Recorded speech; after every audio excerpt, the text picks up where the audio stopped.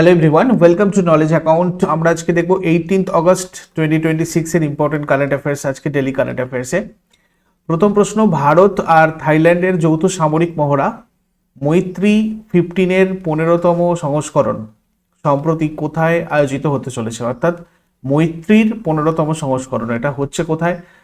থাইল্যান্ডের সুরাত থানিতে। 18 থেকে 31 আগস্ট 2026 পর্যন্ত থাইল্যান্ডের সুরাত থানির বিভাবদী রংসিট ক্যাম্পে এটা হচ্ছে।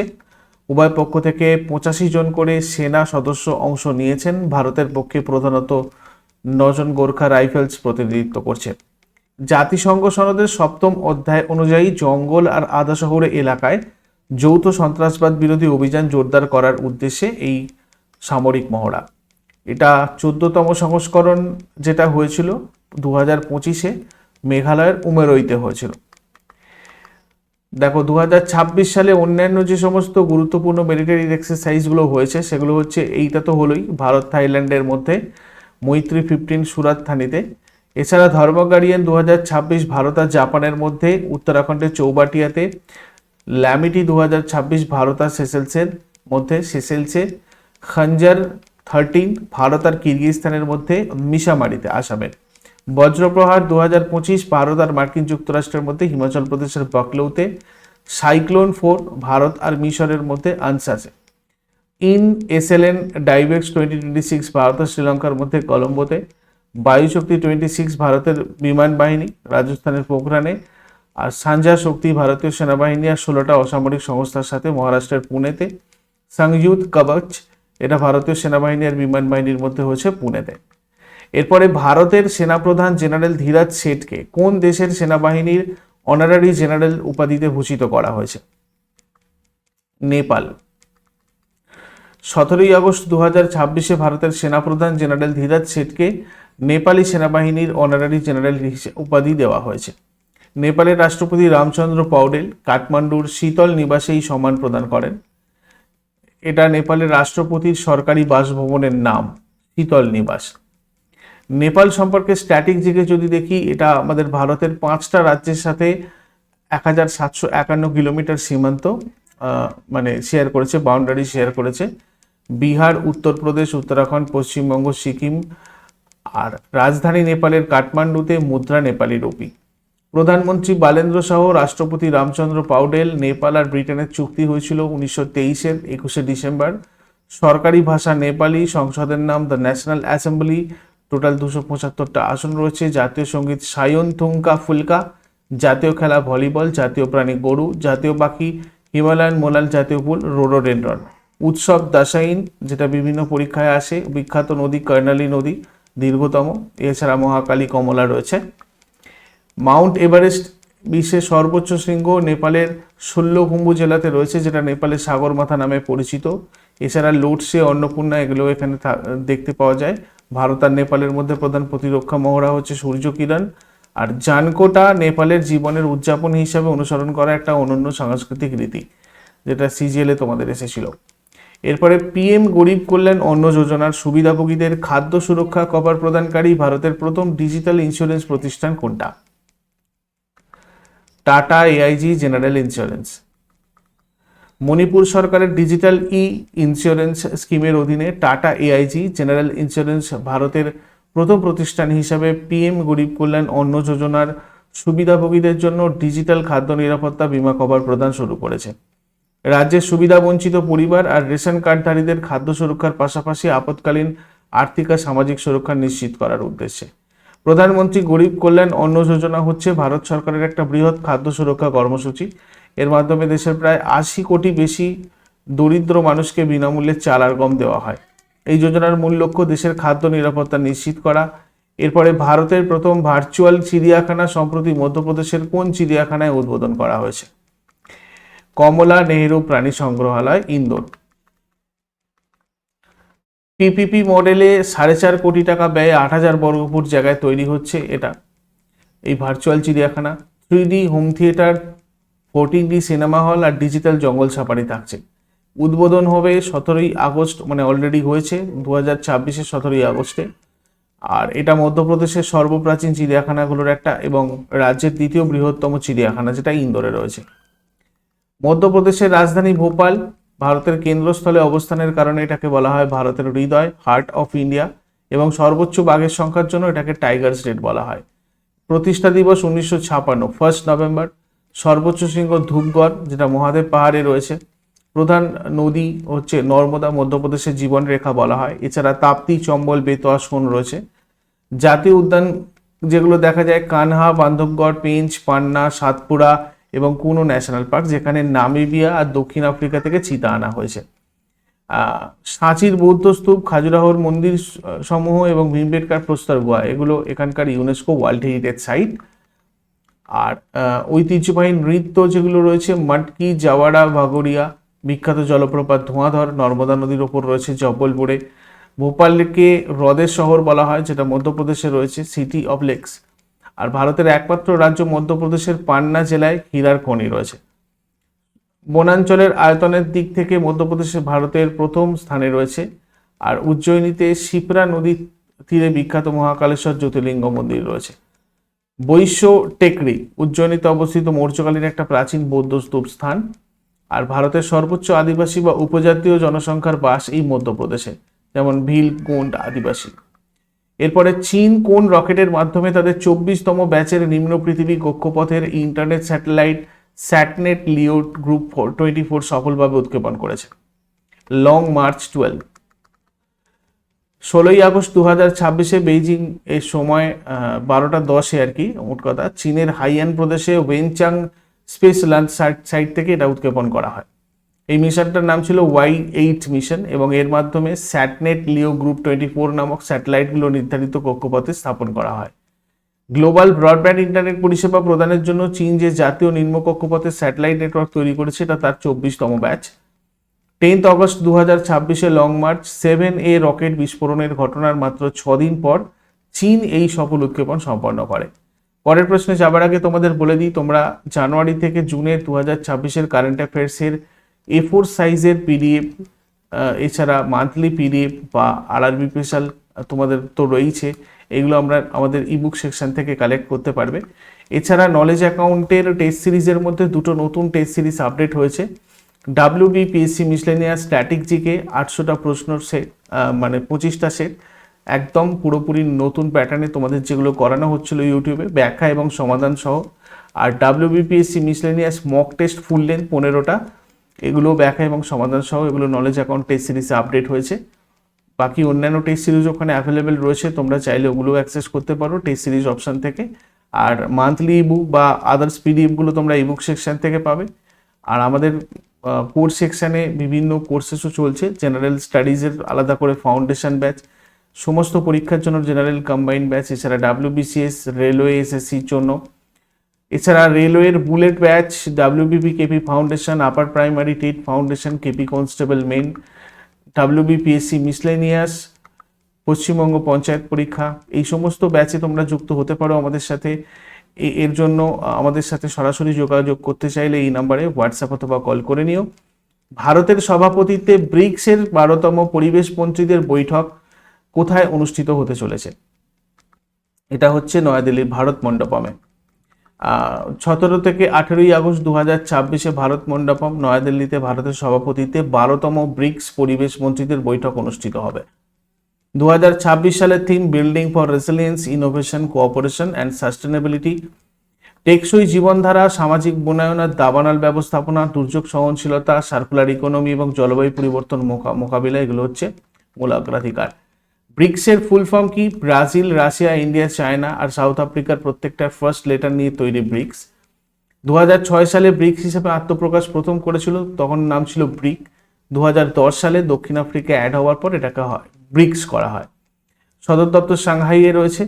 2009-এ ইয়েকাতেরিনবুর্গে, রাশিয়াতে রয়েছে এটা, এখানে প্রথম শীর্ষ সম্মেলন হয়েছিল। আর নিউ ডেভেলপমেন্ট ব্যাংক হচ্ছে ব্রিক্স দেশগুলো দ্বারা 2014 সালে গঠিত ফোর্ট লেজার সম্মেলনে প্রতিষ্ঠিত একটা ব্যাংক, যার সদর দপ্তর সাংহাইয়ে রয়েছে। এরপরে 2024-এ মিশর, ইথিওপিয়া, ইরান, সংযুক্ত আরব আমিরাতস ব্রিক্সের নতুন পূর্ণাঙ্গ সদস্য হিসেবে অন্তর্ভুক্ত হয়েছিল। ভারতের কোন রাজ্যে সর্বাধিক সংখ্যক ইলেকট্রিক যানবাহন সক্ষম পার্কিং বা চার্জিং স্টেশন স্থাপিত হয়েছে? এটা হয়েছে কোথায়? মহারাষ্ট্রে। ভারতের সর্বাধিক সংখ্যক ইলেকট্রিক যানবাহন সক্ষম চার্জিং স্টেশন রাজ্যটা হচ্ছে মহারাষ্ট্র, 6,985টা স্টেশন। কর্ণাটকে 6,805টা স্টেশন। প্রতিষ্ঠা দিবস মহারাষ্ট্রের 1960 পয়লা মে মহারাষ্ট্র দিবস এই দিনই পালন করা হয়। রাজধানী মুম্বাই, শীতকালীন রাজধানী নাগপুর। গুজরাট, মধ্যপ্রদেশ, ছত্তিশগড়, তেলেঙ্গানা, কর্ণাটক, গোয়ার পশ্চিমে আরব সাগর রয়েছে এই মহারাষ্ট্রে। প্রধান নদী গোদাবরী, যেটা দক্ষিণ ভারতের দীর্ঘতম নদী। কৃষ্ণা, তাপ্তি, নর্মদাও রয়েছে। তাডোবা, সঞ্জয় গান্ধী, নভেগাঁও, গুগামাল এগুলো এখানকার ইম্পর্টেন্ট ন্যাশনাল পার্কস। আর ইউনেস্কো ওয়ার্ল্ড হেরিটেজ সাইট যেগুলো রয়েছে অজন্তা গুহা, ইলোরা গুহা, এলিফ্যান্টা গুহা, ছত্রপতি শিবাজী মহারাজ টার্মিনাস এবং পশ্চিমঘাট পর্বতমালা। ঐতিহ্যবাহী নৃত্য এখানে যেগুলো দেখা যায় লাবণী, তামাশা, কলি। আর লোকসভার আসন এখানে 48টা, ভারতের মধ্যে দ্বিতীয় সর্বোচ্চ, আর রাজ্যসভার 19টা। ভারতের অর্থনৈতিক রাজধানী বলা হয় মুম্বাইকে, যেটা এই মহারাষ্ট্রের মধ্যে রয়েছে। উচ্চতম শৃঙ্গ কলসুবাই, 1646 মিটার উঁচু, মহারাষ্ট্রের সর্বোচ্চ শৃঙ্গ। লোনার হ্রদ রয়েছে এখানে, যেটা উল্কাপাতের ফলে সৃষ্ট একটা বিখ্যাত সোডিয়াম কার্বনেট হ্রদ। গণেশ চতুর্থী, গুড়ি পর্ব, শিবাজী জয়ন্তী এগুলো এখানকার প্রধান উৎসব। আলফানসোয়াম, নাগপুরের কমলালেবু, মহাবালেশ্বর স্ট্রবেরি, ওয়াদা কোলাম চাল এবং লাসালগাঁওয়ের পেঁয়াজ এগুলো এখানকার বিখ্যাত জিআই ট্যাগ প্রাপ্ত প্রোডাক্ট। কয়না বাঁধ, কয়না নদীর ওপরে, জাওকারি বাঁধ গোদাবরী নদীর ওপরে, এগুলো মহারাষ্ট্রে রয়েছে। মহারাষ্ট্রের উপকূল ভাগকে কোঙ্কণ উপকূল বলা হয়, যার দৈর্ঘ্য প্রায় 720 কিলোমিটার। আর জওহরলাল নেহেরু পোর্ট ট্রাস্ট বা নভসেবা বন্দর, এটা ভারতের বৃহত্তম কন্টেনার বন্দর, যেটা মহারাষ্ট্রে রয়েছে। এরপরে বিশ্ব সরিষা সংস্থার কার্যালয় স্থাপনের জন্য কোন শহরকে ঘোষণা করা হয়েছে? ওয়ার্ল্ড মাস্টার্ড অর্গানাইজেশন, মুম্বাইকে। বিশ্ব সরিষা সংস্থা প্রতিষ্ঠার স্থান হিসেবে মুম্বাই শহরকে নির্বাচনের ঘোষণা করা হয়েছে। ভারত বিশ্বের অন্যতম প্রধান সরিষা তৈলবীজ উৎপাদনকারী দেশ। ভারতের মধ্যে রাজস্থান সর্বোচ্চ পরিমাণ সরিষা উৎপাদন করে, এরপরেই রয়েছে মধ্যপ্রদেশ, হরিয়ানা আর উত্তরপ্রদেশ। সরিষা একটা প্রধান রবি শস্য, এটা সাধারণত অক্টোবর নভেম্বর মাসে বোনা হয় আর ফেব্রুয়ারি মার্চ মাসে তোলা হয়। ভারতের জাতীয় সরিষার রায় গবেষণা কেন্দ্র, এটা রয়েছে রাজস্থানের ভরতপুরে। আর ভারতের ভোজ্য তেল আর বিশেষ করে সরিষার অন্যান্য তৈলবীজ উৎপাদন বাড়ানোর উদ্দেশ্যে হলুদ বিপ্লব শুরু করা হয়েছিল এখানে। আর হলুদ বিপ্লবের জনক বলা হয় শ্যাম পিত্রদাকে। এরপরে ভারতের প্রথম এআই বেসড টেকনোলজি যুক্ত কোন সরকারি হাসপাতালটি সম্প্রতি তেলেঙ্গানায় উদ্বোধন করা হয়েছে? ডক্টর মারি চেন্না রেড্ডি স্টিমস, 17 অগস্ট উদ্বোধন করা হয়েছে। এতে প্রায় 22.6 একর জমি জুড়ে নির্মিত এটা। আর 1082টা শয্যা রয়েছে, বেড রয়েছে, যার মধ্যে 300টা আইসিইউ বেড, 31টা বড় আর 6টা ছোট অপারেশন থিয়েটার রয়েছে। ভারতের প্রথম সরকারি হাসপাতাল হিসাবে এখানে AI based pneumatic tube system install করা হয়েছে, যেটা মাত্র 1-2 মিনিটের মধ্যে রক্ত আর অন্যান্য রিপোর্ট এক বিভাগ থেকে অন্য বিভাগে পাঠায়। এরপরে ডক্টর জিতেন্দ্র সিং নয়াদিল্লিতে কতজন নির্বাচিত অবসরপ্রাপ্ত আর কার্যরত কর্মচারীকে জাতীয় অভিজ্ঞতা পুরস্কার 2026 ভূষিত করেছেন? 15 জন। অভিজ্ঞতা পুরস্কার হচ্ছে ভারত সরকার কর্তৃক প্রদত্ত বার্ষিক জাতীয় সম্মান। কেন্দ্রীয় মন্ত্রী ডক্টর জিতেন্দ্র সিং 15 জন নির্বাচিত অবসরপ্রাপ্ত কর্মী আর কর্মকর্তাকে এই সম্মাননা প্রদান করেন। 1 এপ্রিল 2025 থেকে 31 মার্চ 2026 এর মধ্যে অনুপাত পোর্টালে জমা পড়া রেকর্ড সংখ্যক 2141টা অভিজ্ঞতা নিবন্ধের মধ্যে থেকে বিজয়ীদের বেছে নেওয়া হয়েছে। অবসরপ্রাপ্ত কর্মীদের প্রশাসনিক উদ্ভাবন, অভিজ্ঞতা আর প্রাতিষ্ঠানিক জ্ঞান নথিবদ্ধ করে ভবিষ্যৎ নীতি নির্ধারণের কাজে লাগানোর উদ্দেশ্যে। আর এটা 2000 অভিনব প্ল্যাটফর্ম, যেটা অনুভব প্ল্যাটফর্ম, যেটা এই অনুভব প্ল্যাটফর্মটা 2015 সালে তোমার চালু করা হয়েছিল, যাতে অবসরপ্রাপ্ত কেন্দ্রীয় সরকারি কর্মচারীরা তাদের কর্মজীবনের অভিজ্ঞতা শেয়ার করতে পারেন।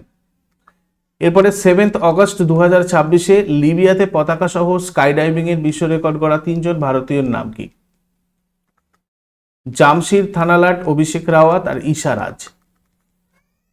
7 অগস্ট 2026 লিবিয়ার বেনগাজিতে 13,000 ফুট উঁচুতে একটা বিমান থেকে 38টা দেশের 65 জন স্কাই ডাইভার একসাথে লাফ দিয়ে গিনেস ওয়ার্ল্ড রেকর্ড করেছেন। 3 জন প্রবাসী ভারতীয় তার মধ্যে অংশ নিয়েছেন। এই জামশির থানালাট ইনি কেরালার, অভিষেক রাওয়াত ইউপি আর ঈশা রাজ বিহারের।